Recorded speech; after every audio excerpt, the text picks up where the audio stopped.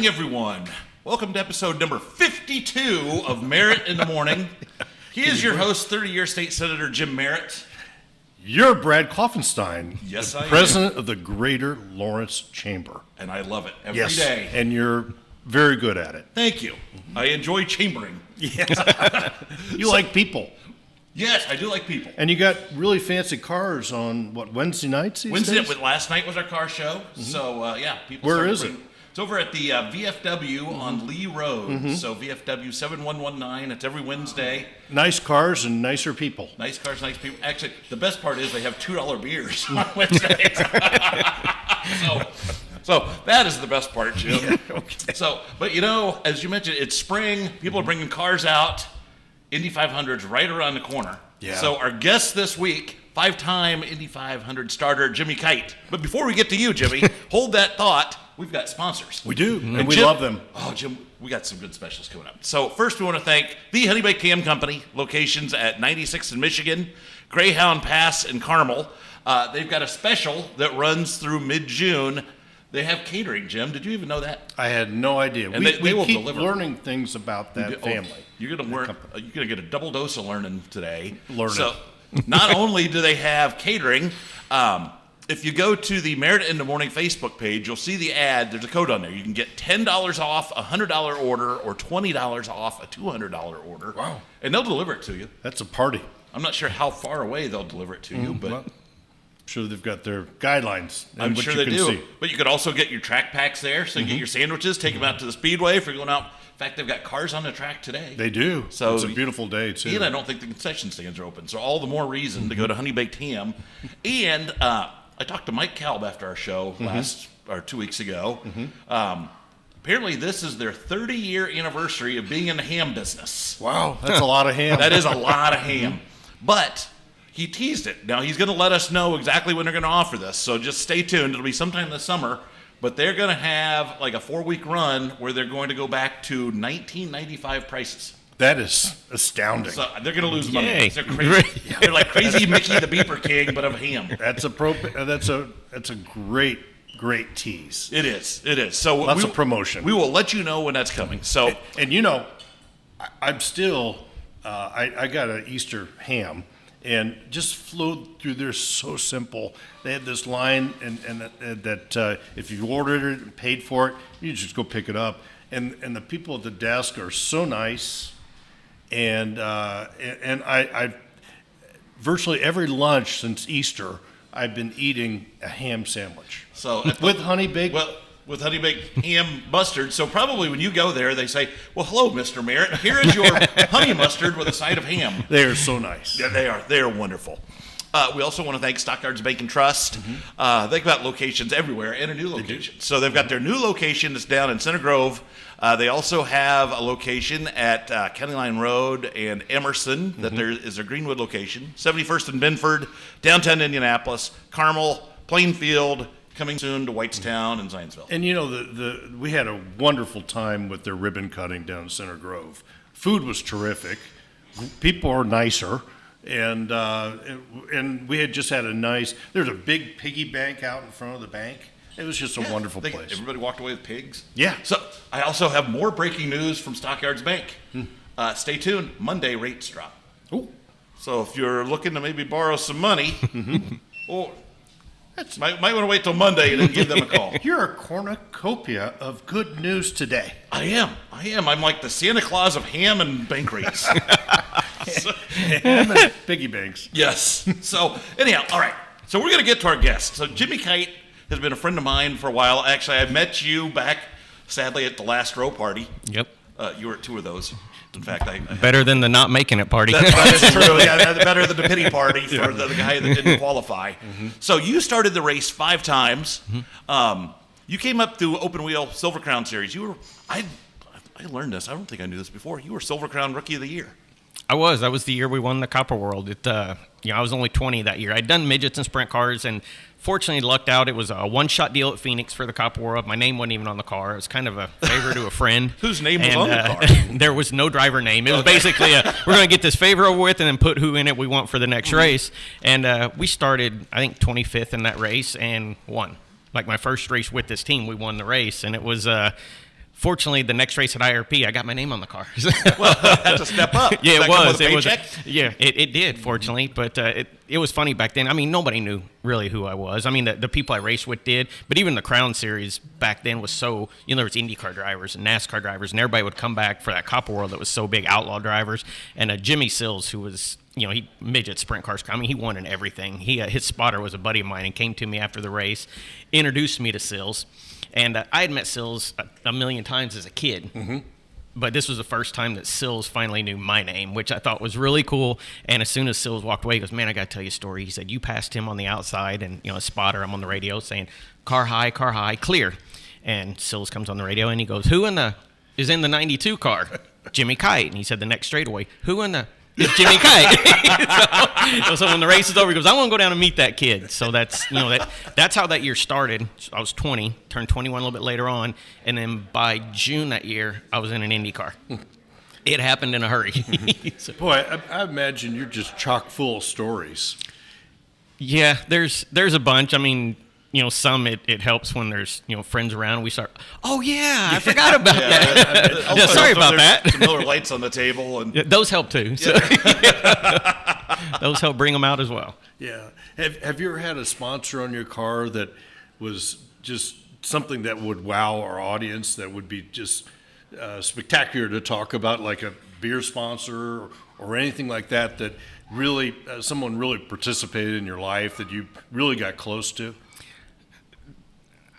I don't know, spectacular. Like my first one I ever had that got me in the car, it's because they wanted, they were an American company, one American driver, was Old Navy Clothing Company, which was great because all I had to do when they were my sponsor was tell them what city I was in, because they wanted me no matter what I was doing in Old Navy, clothes. Sure. So, I mean, when I'd go visit my mom and dad in Atlanta, I wouldn't even take a bag down there because it was like, "Hey, I'm in Atlanta," and they'd call the local building and tell them I'm coming in, and I just go on a shopping spree. Like, oh, the fall stuff's out. Oh, let me get on.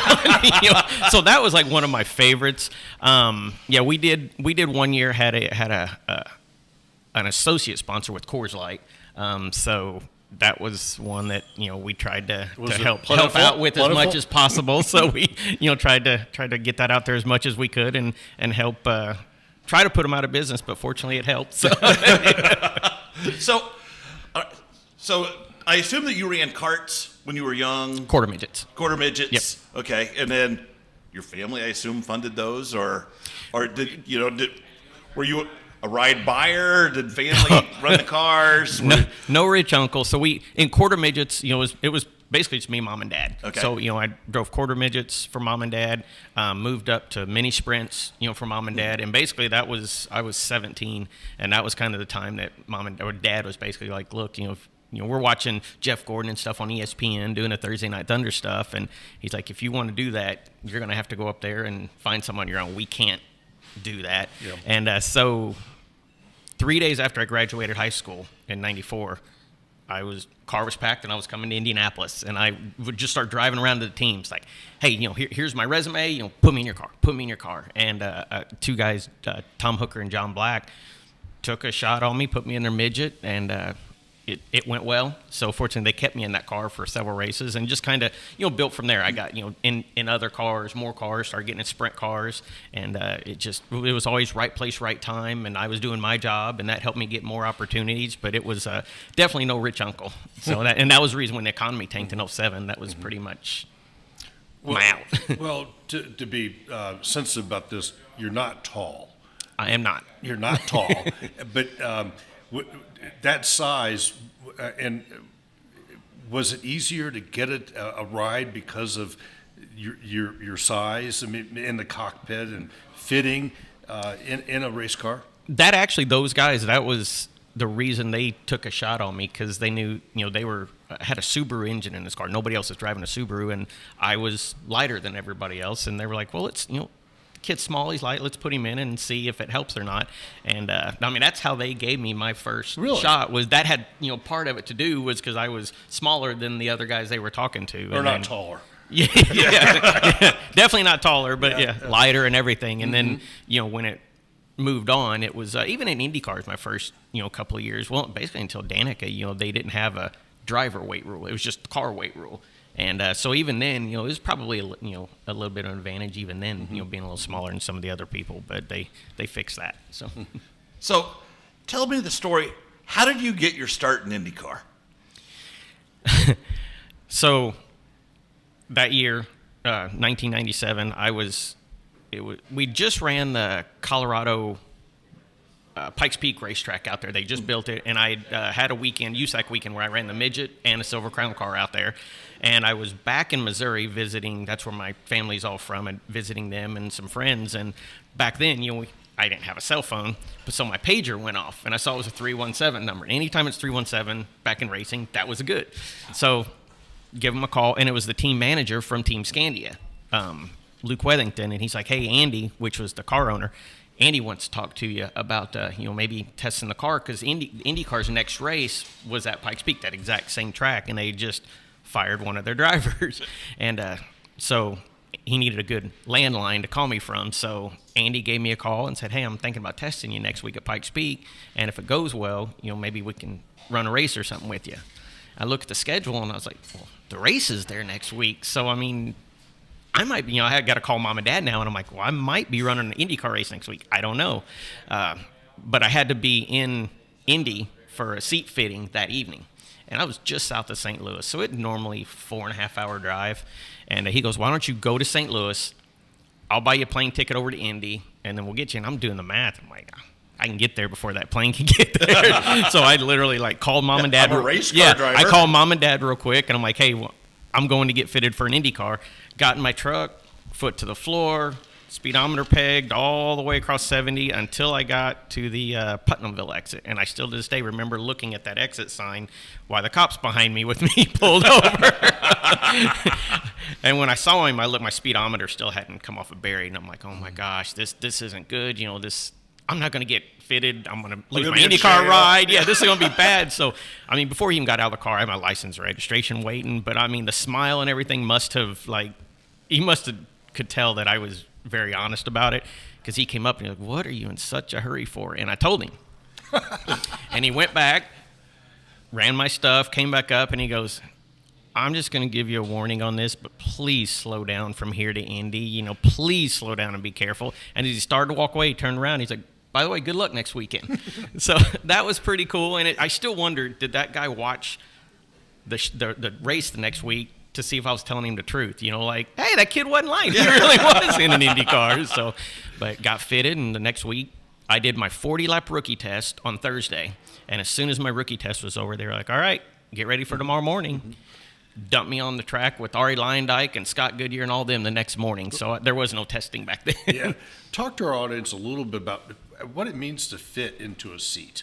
I've always been kind of curious about that. What is it? Just do you sit in it, and is it a mold that works around your body? What is actually that? In an IndyCar, it's an insert, and what it is, it's almost like styrofoam beads. It's not styrofoam. It's a more dense of a material, but it starts out as just a huge plastic bag of these beads, and they get it in there, and then you sit in it, and I mean, it literally molds perfectly to your body. It's your seat, nobody else's seat, and then it hardens, and then they cut it and put a cover over it and stuff. Because when you're running these races, like when we ran Richmond, we were pulling, I think it was 4.5 or 5.5 lateral G's each corner, and we were getting around that track in 15 seconds. So I mean, your whole insides and body is 5 times its weight going that way. For 250 laps, it'll wear you out. So I mean, you have to make sure. I mean, there's a support in between your legs, to hold your left leg. I mean, just everything is supported so that you can make 500 miles, 250 laps, whatever the situation is. Because even one little, you wouldn't think one little place, one little thing out of place, but when you start running that fast for that long, it really starts hurting. And then you find out you got a bruised rib or something. Like, how did that happen? Yeah, football, they've got like rib pads and stuff. Do you wear equipment like that on those tracks with the high G's? I didn't back then, just because you made sure you had a good seat. It was like you might like the seat on the right side, for the oval, you would build it up a little bit further on the right side, kind of wrap it around your ribs a little more to hold you in a little deeper. There was tricks you could do for that to just kind of hold you in a little bit. Did NASCAR actually have a tether right up here on the helmet or something like that, so it keeps your body from moving too far to the left. Yeah, you got the Hans device that hooks on. It kind of goes under your seat belts and it hooks onto your helmet. And that was like basically for the Dale Earnhardt thing, incident to keep your helmet from snapping too far forward. Even IndyCar now, they use that in all of theirs. Back in the older days, before you had the really nice surround head restraints and stuff, you'd have the IndyCar guys, you watch the old like Rick Mears and all those guys, they would have a strap that went under their arm and hooked to their helmet. That's what keep it hooked to the left, because it was the G's were so hard, wanting to throw your head to the right. Wow. So now I'm thinking about it. Obviously, the old IRL, IndyCar Racing League. Tony George started that basically to encourage guys like you, guys from the open wheel series. In fact, you would have been the poster child for that series, I would think. So I was for a little bit. That year I came up in '97. That was only the second year of the IRL, and Tony Stewart had, opened the door for all of us. He got in, did a great, job, was doing great. And then right after that, they brought Billy Boat in. Tice Carlson came in, myself, and that, Jason left. They just really started opening the door for all the open wheel guys. Brian Tyler, Dave Steele, all of us started coming in. Even Donnie Beechler, I saw him the other day. That opened the door for all of us. My first Indy 500, you look at all the open wheel guys that were in it. Jack Hewitt, J.J. Yaley. It was fun. It was like a sprint car, a third of the field was all open wheel guys that we'd all grown up racing together. So it was fun back then. So J.J. Yaley, man, he's still going at it. He is still running the Cup. Yep. Yeah. So, all right, so your first race was at Pikes Peak. That might have been the last year they ran Pikes Peak. Wasn't that an Unser? Didn't the Unsers really and the Andretti's really like that racetrack? Were they real successful there? On the hill climb, the Unsers, they own the hill climb. They were huge about that. That's kind of what got the idea of this oval they built. It was just south of Colorado Springs and just north of Pueblo, and that was the problem. Was kind of the location. You just couldn't get to it. You had to go. Denver traffic had to go through Colorado Springs, and they just quit doing it. But it was a great racetrack. I loved it. But for a couple years there, I think 99, we actually raced there twice. They had 2 IndyCar races, and then 2000, I can't remember if we had 1 or 2 races there. Okay. It wasn't long after that it started going away, but I know that the late 90s and early 2000s, it had a good run there for a while. Okay, hold that thought. I want to talk Indy next, but first, need to get to our sponsor. So our guest today, former IndyCar driver Jimmy Kite, started the Indy 500 5 times. Jim, we got some sponsors. We do. Long-time sponsors. Oh, Both of these have been with us for a couple of years now. So we want to thank Stockyards Bank and Trust, location 71st and Binford, Carmel, downtown Indianapolis, Plainfield, Greenwood at County Line and Emerson in front of the Ale Emporium, and now down on 135 in Center Grove. So thank you, Stockyards Bank and Trust, for your continued sponsorship. In fact, they're just saw yesterday they booked a foursome in the Chamber Golf Outing. Excellent. In June. So we still have spots available. So if you want to play in the Greater Lawrence Chamber Golf Outing, go to greaterlawrencechamber.org and you can get registered as well. Also want to thank the Honey Baked Ham Company. May is coming up. Lots of people going to the track. The Honey Baked Ham Company, they've got specials on catering right now. They do. So they will sell you a box lunch, or you can save $10 off a $100 order or $20 off a $200 order, and they'll even deliver it for you. So they've got locations 96 in Michigan and Greyhound Pass in Carmel, right there on the Westfield line. So give them all your ham business. All right, so back to racing. So you started at Pikes Peak. That was post-Indy that year. 2 races after. Okay, so Indy would have been probably your 5th, 6th, 7th race of your career? Yes. Okay, so you at least had a little experience under your belt. They weren't throwing you in there blind, saying, "Here you go, kid. Here's the biggest race in the world. Welcome. Don't kill yourself." Yeah. So how did that go? And you've got 300,000 people watching you. Do you see all that? That canyon of people. Yeah. They say that turn 1 in Indy is the toughest turn in all of motorsports. It gets real narrow when the stands are full. Yeah. How much of that are you aware of? What's going through your mind? And what was the difference between your first race and your last race there? The craziest part about my first Indy was when we did our April testing, which is going on today. As a rookie, the stands were silver; they were empty. Practice days, the infield stands, there was people in it, but it was still, the outside was empty. Pole day, turn one started getting filled up, and it was like, it did make it look narrower, and I was like, okay, well, they told me about it, and they were right. It definitely got narrower. But race day, to this day, I'll never. What year was this? 98. Okay. I still will never forget, because we were on the back side of the very end garage, and so I remember walking out and then making my turn to start walking down towards Gasoline Alley, and even that little opening on the infield stands, those stands that were facing me, that every time I had made that walk out, that I had been in an IndyCar at that track, they were silver. As soon as I make the turn, it's people. It's got that haze, it's sure. just a sea of colors, and I was like, whoa, that's different.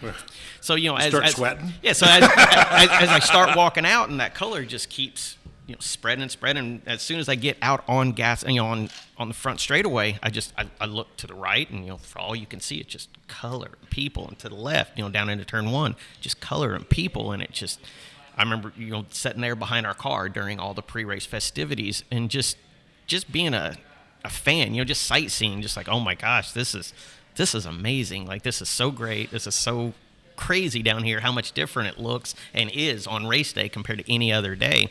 And once I got in the car, everybody else is scrubbing tires, and even that first lap, as I'm driving around, I'm looking at all the stands full. When we hit the back straightaway, the hill, it's full of people all the way down the back straightaway, and everybody's scrubbing their tires, and I'm just sightseeing. This is crazy. Look, this is nuts. Like, your heart's going. Oh, it is.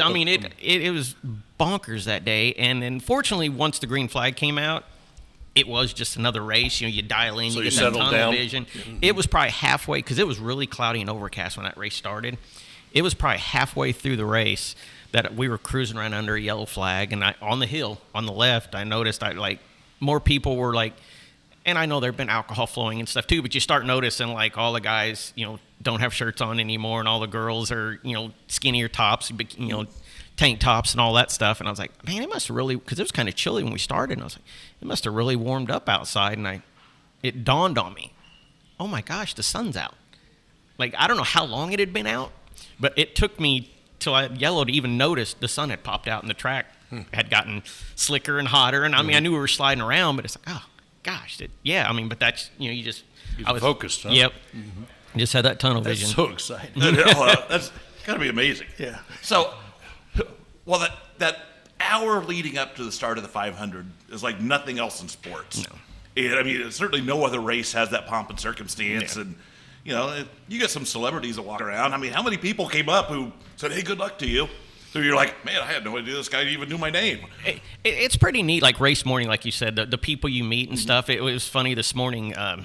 Mindy and I, we were at the gym, and I saw on TV Montel Williams on there, and it just made me, I met him on the front straightaway of the Speedway one year. You see people randomly that come through that talk, whether it's in the green room before we do introductions, or even out on the front straightaway, after introductions when we're waiting to get in the cars. You never know who was gonna. A former president could come by. You never know who was gonna come walking by. And when you hear race car drivers and before the race, and they have these responsibilities to sponsors, and their family is around. In your 5 races, did you ever have any thought? Well, I really need to not talk to anybody anymore. I need to focus on the race. Or did you ever have any trouble with trying to say, leave me alone? Or were you the type of person that's, before you got in the cockpit, you were talking to people? There was I'd get to the garage early that morning and just kind of have my little space over in the corners and stuff, and Mom and Dad, or even my PR guy Tom, was really good about, they kind of knew race morning, if it's sponsors or obviously Mom and Dad or team whatever, Sure. Bring them over. I talk, but I wasn't outside the garage talking to people and stuff like I tried to do every other day. I tried to get outside as much as I could, but race day, doors were closed. You you got a big job ahead that day, and you're trying to focus on it as much as possible. But like you said, there was still family that you love. I mean, it's an important day. You want to see them, give them hugs, tell them hi. Sponsors, tell them hi and how important they are. So I mean, there were still parts you had to do, but it was as soon as they kind of walked away, you're like, okay, back over here and let's focus. Lap 1, turn 1. What's all the different things that can happen and can go wrong? Turn 1, lap 1, and let's get through that. I need to go to the bathroom, things like that. We won't ask you that question. I think everybody knows the answer. My first 500, that 98 one, I'm sitting there. It got delayed a couple minutes because there was a dog loose on turn 4, and so I'm sitting there in the car ready to go, and I'm like, oh, I kind of got to go to the bathroom. And I'd heard some people when they gotta pee, they just go, and I never knew the answer to that, what I would do if that ever came up. And I'm like, well, I'm finally going to have an answer for him. I guess I'm going to be able to tell him what to do. And I'm like just sitting here, and they said the dog's off the track. We're getting ready to go green. And it was the last time I thought about the rest of the day. It wasn't until the race was over, I pulled down pit road. I'm talking to the crew, things we could have different, things, I liked and went good and stuff. We're all shaking each other's hands, and it dawned on me, I've got to go to the bathroom. I got to pee. So that was it. But again, it's just amazing how it light switched. So fortunately, I did not have to answer that ever. So now, did you ever run 500 with the same team twice, or were you 5 different teams in your 5 races? I think they were all with different teams. There was 2 years, 3 years actually, that I was with teams I'd driven for before that we ended up not making it. But that was, back when there was anywhere between 5 and, 8 or 9 cars that got bumped out those years. The 02, I was in the car running in gear, getting ready to go out to make my qualifying attempt, and it started sprinkling and never quit. I mean, it wasn't even on the radar, but it just never quit. We never got to make an attempt. That was it. And the field was full. We were set. I had boat was on the bubble at 224.5. I had ran 226.5, plenty fast enough. Beechler was behind me in the qualifying line, right behind me. He had ran like 225 something, so we were more than fast enough to get in. We never got an opportunity, so it'll bite you sometimes. What's the fastest you've gone around the 2.5 miles? 227 was my fastest average. We were 230. I was 235 or 230 something going into turn 1. I'd got a little help down the front straightaway on that lap, but that's the fastest top speed I had ever been. Not to dominate here, but what's the most fear you felt on that track? Turn 1 on a qualifying attempt. Maybe 98. 98 was a rough year for us. We just kept having gremlins bite us. An oil line blew I was just shaking down race shocks one day, and an oil line blew down in the north end of the track. It spun, hit the wall. I had to pull a gear and a cog out of my lap to hand to the safety guys when they came up to pull me out of the car. Pole day. Well, even that year, our car owner had told me if I didn't set on the pole or win the Indy 500 that year, now keep in mind, I'm 22, my first ever Indy 500. If we didn't set on the pole or win the race, we weren't going to Texas.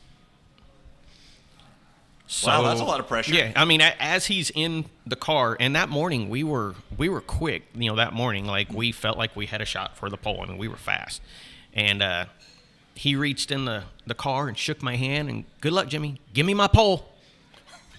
That's okay. Pressure. Yeah, so I mean, down the front, and that was back when we had Roush engines, and when they said they were going to turn up the wick, they really did turn up the wick. I mean, that engine we had in that car was only good for like 100 miles. Like that's all we were allowed to run it. And I went out, started warming up, went down the front straightaway, and entering turn 1, I was 4 or 5 miles an hour faster than I had been the whole month. So I turned in turn 1 just like I had done every other single time. And you go down to the line, although I got about halfway there and the car quit going down to the line, and I'm like, not gonna make it, and didn't make the exit. And so that car was done.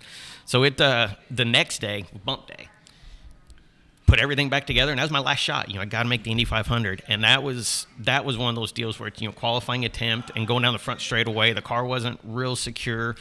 but I got to put the car in the field. And that was one of them ones where going down the front straightaway, you're literally making your peace with God. You know, where it's like, give me through turn one. yeah, I'll do you know, anything you want. please get me through it. You know, if I haven't, I mean, there's times where I've gone down the front straightaway there and even been, you know, hey, I've had a good run. If I don't make it through turn one, thank you for the time I've had, but hopefully let's keep this car stuck to the ground. And, you know, it's crazy what you think going down the front straightaway sometimes there. Those were Oldsmobiles, weren't they? Yep. For the first couple years, and then they rebadged them Chevys. Okay. Yeah. Yeah, because Oldsmobile announced they're going out of business. Yeah. Or they're going to get rid of that brand. Yeah. So, now, a couple years you didn't have rides. How unnerving is that to think, all right, am I ever going to drive a car again? And when do you come to grips with the fact, yeah, that was a good run? It's crazy because from 01 through, God, a couple years, yeah, like you said, I just walked through the garage. And you'd kind of, again, there was a lot of cars getting bumped back then. So you could kind of see who was at the bottom of the charts. And we'd all start hovering around those garages. Like, me and Jacques Lazier, we'd start passing each other a lot more. And we'd notice, like, okay, this is between us. You could kind of tell who it was going to, okay, this car is between us. Or, you know, P.J. Jones might be coming by. And we'd all kind of start hovering more and more around. But it, you know, those first couple of years, that's when we still had 2 weeks of practice. Mm-hmm. So they'd have whoever was in the car the first week, and if they weren't there that qualifying weekend, you know, they'd put somebody else in for the whole second week. And that was weird. Like, I might get in a car, I might not. You know, my stuff's right around the corner if I need to get in. But both of those years, you know, fortunately I got in. 03 was a completely different story. I was in the car, but I only got like 10 laps a day because they had no sponsor money for PDM, and I was really limited, you know, on the amount of laps we could run each day. Afford tires or and fuel, since they didn't have money, they were parading drivers in there that had sponsor money about maybe getting in that car. So I'd go out, run my 10 or so laps that day, come back in and watch them parading drivers through. So every day I might be getting kicked out. And so there was nothing better than, I think it was 2 days before we qualified the car, like, hey, we're going to go ahead and stick with you. This is your car for May. And I was like, yay! Now, have you raced at Texas? I did That seems so harrowing. It was a fun one. I loved the high banks back when we ran. Actually, in 05, I ran the NASCAR truck race there Friday night, and then the IndyCar race Saturday night. So I got to do both. That was two beasts going back and forth that year. You know, I did it at Texas and at Kansas that year. And yeah, we'd go out in the truck and pit road. You know, you'd go out in the truck, wouldn't think anything about pit road, get out on the track and run. The IndyCar, we'd start on pit road. As soon as I'd go down pit road, it's like my feet are bouncing off the pedals, hitting these bumps. And where are these bumps? They weren't there just 15 minutes ago. It's not like when Tony Stewart ran both races in Charlotte. Yeah, same day. And getting used to that car, that it was totally different than a couple hours prior. Yep. It's just fascinating to see how you can kind of grab the idea that this is just a heavier, you know, New York taxi car compared to the little buggy that you drove a couple hours before. That was the best way to explain it. I'd tell everybody it was like getting out of a Corvette and then going and jumping in a school bus. You know, it was that different back then. So what, again, for our audience, if you're just tuning in, we're talking to Jimmy Kite, 5-time Indy 500 starter. You ran basically 5-6 years in the IndyCar series. Give or take. You never had a complete year, did you? Yeah, about 10. I never did. It 05, even 05, I showed up. I was running truck races. I just ran the Gateway truck race and was going to Charlotte. Stopped by to see some friends at Indy. You know, tell everybody hi, shake their hands on my way through. Got a call from Ron Himmelgarn that Paul Dana had crashed and hurt himself, and would I fill in for him? Ran May and ended up staying in that car for the rest of the year. So it seemed like every year I was either in a car through Indy or. So you didn't got in it from Indy on, or it was some different teams. In a couple years, it was just one-offs, you know, just Indy. So 07 was my last attempt. So I my first race in a car was 97, and then 07 was my last attempt, but we didn't make it that year. So you had that one was of those Panos chassis, right? That year, yes. I heard those were evil. Car was fine. It didn't handle very well down the straightaways, and we found out afterwards when literally Honda's shaking my hand. The guys tell me I did a good job and everything, and they go, yeah, make sure tell your car owner pay his bill earlier next year. Wait, what? Mm-hmm. Really? Yeah, they had already set their mind that unless there was somebody on the bubble they wanted bumped out, I wasn't making the race. Me and the other guy. Tell our audience about handling when you're coming down that stretch. when you talk about handling, meaning it won't turn correctly, or is it shivering, or what does that mean? Well, it just like we were talking earlier, like the guys today that are getting to run. Fortunately, it's the warm here, so they're getting to run kind of what race conditions are going to be. There's nothing worse than when you go out like the first week of practice and it's like 60 degrees outside, and so all 33 cars out there that handle like they're great. Everybody thinks they're Superman.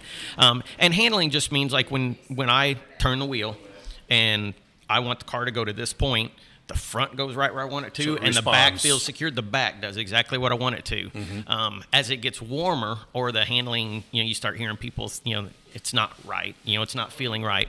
As it gets warmer, the track temperature gets hotter, tires get greasier, the car starts sliding around. So a car that might handle perfect in 60 degrees, you go out in 80, 90 degrees, and so say I take that same car and I try to hit that same point. I might turn the wheel, and the front isn't going to where it wants, so I have to turn the wheel more and more, and it's just not going there. So now you're scrubbing speed because you got the wheel turned more. Or the really scary part is when you're going to that point, and you start to feel the rear coming around, because these cars aren't real good at getting loose and coming back. So a lot of the crashes you'll see is the car will start to they're going to that same point, and without notice, the rear just starts to come around, and you're backwards into the traction. wall. Yeah, Yep, it is. yep, That's all it is. So, I was thinking this morning, there's still at least two guys that are going to be in the race this year that you run against, Elio and Scott Dixon. And Carpenter. Oh, that's right. Yeah. Well, there was several of them in 05, because Okay. I was still around in 05. So, Right. I mean, there's and God, now I got to start going through the field but yeah, it's crazy how many of them aren't around anymore. And I was lucky. My first year, like I said, I got to run against Ari Lyondike, Eddie Cheever, Scott Goodyear, Alonzo Jr., I got to run with him. Michael Andretti, one of his last ones, I got to run with him. But yet I was around long enough that I got to see Dixon come in and Castro Neves come in and Kanan, all those guys. So it was a neat little run that I was in, that I got to see both eras. So who are your favorites? Who are your friends, and who are the guys where if you saw them in the fence, you just snickered and said, "Yeah, they deserve that." He's not going to answer the second part. I gotta say, fortunately, any of those guys, they're not around anymore. So, I mean, all of them that are in it now, I mean, they're, I respect them all.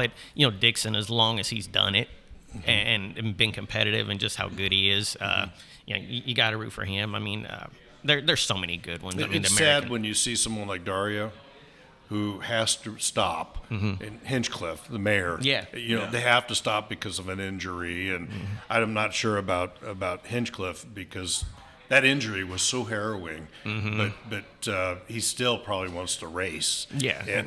But Dario having to quit Before you want to. Yeah. I mean, that must be kind of a different ouch, a different shiver a little bit with somebody's career, because he thinks he still can do it, but he's probably in the right place. Yeah, and it's a shame.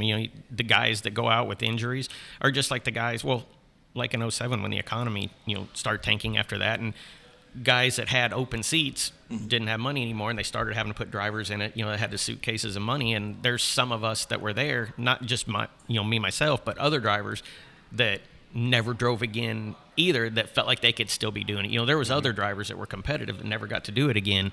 It's hard for a race car driver when you're like, and how many more years, if everything would have been right, how many more years could I have had? What could I have accomplished more? It's just there's always that what if, but there's so many times, in life, you just got to kind of, whatever, this is where I'm at now. With the drivers that have suitcases of money that may not have the talent you have, I imagine that's an itch a little bit.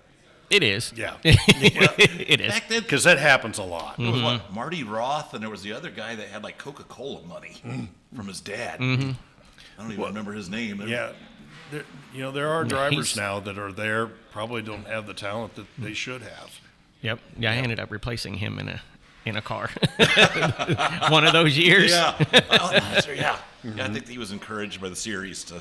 Yeah. The Coke deal. Yeah, So, do you still get together with people that you ran against, or the team owners? Some, I mean, fortunately, for social media, there's a Yeah. lot of us. We still talk and interact a lot on social media. But I mean, I just did a go-kart event for charity on the north side a month or so ago, and it was fun because like Donnie Beechler was there, and Scott Harrington, some of the guys I'd ran with, and even Stingray Rob was there running. So I mean, you got to see some of the newer guys, but our little group talk. Doug Bowles was there, so we all catch up.